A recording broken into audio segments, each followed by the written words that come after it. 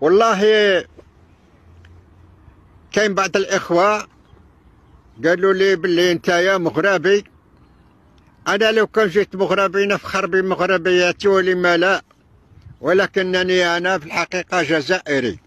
ولكني إذا تكلمت وأعطيت رأيي هذا ما هوش معناه أنني مغربي، ولكن ليس هكذا الرد، لأنني أعرف أشياء لا تعرفوها أنتم.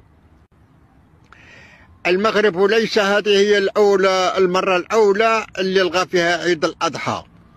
لقد سبق وألغوا شعيرة عيد الأضحى في الخمسينات أثناء الثورة الجزائرية، وجمعوا كل الأعياد وباعوهم وتبرعوا بهم للثورة الجزائرية.